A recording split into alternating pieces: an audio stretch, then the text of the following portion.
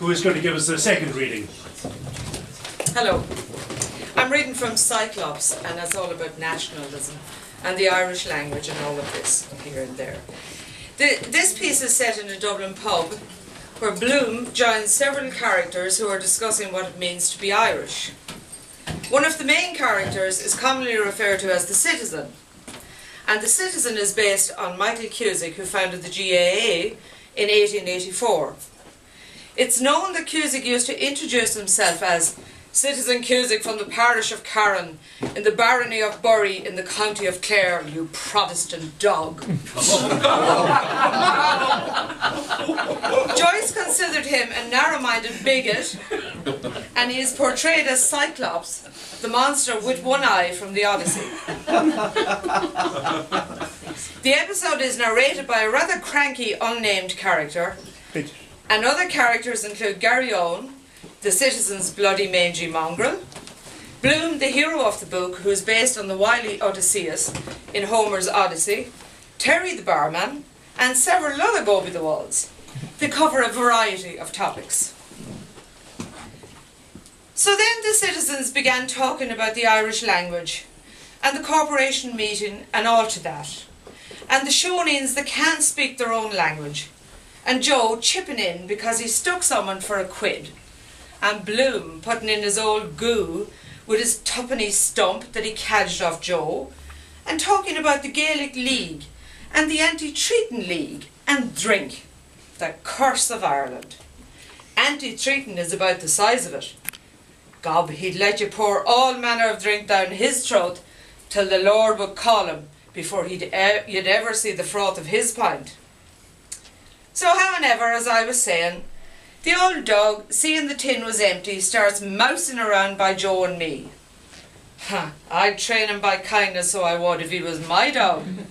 I'd give him a rousing fine kick now and again where I wouldn't blind him. Afraid he'll bite you, says the citizen, sneering. No, says I, but he might take my leg for a lamppost. So he called the old dog over. What's on you, Gary, says he. Then he starts mauling and hauling, and talking to him in Irish, and the old towser growling, letting on to answer, like a duet in the opera. Such growling you never heard as they let off between them.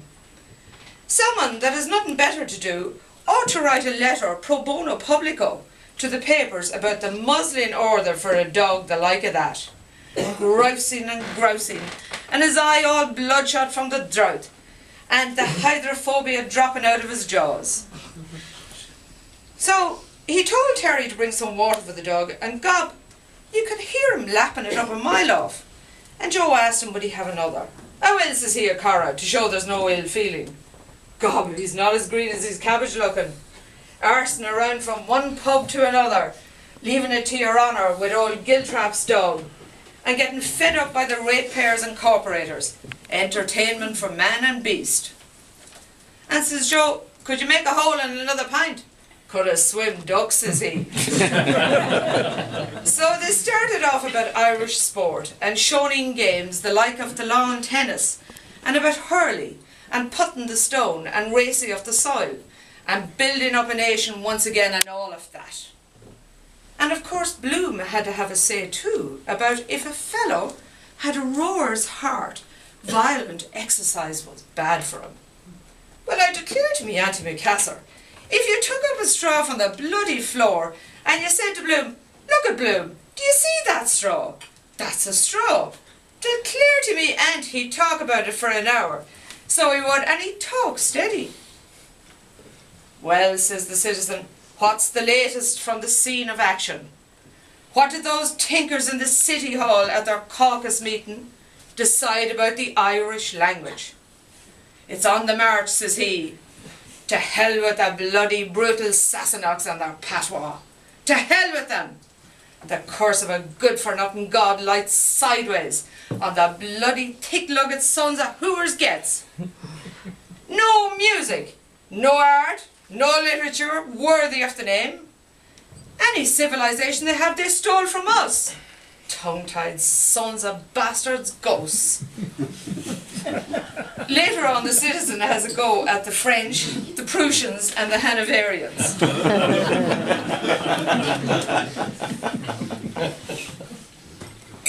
The French, says the Citizen, set of dancing masters. Do you know what it is? They were never worth a roasted fart to Ireland. And as for the Prussians and the Hanoverians, haven't we had enough of those sausage-eating bastards on the throne? From George the Elector down to the German lad and the flatulent old bitch that's dead.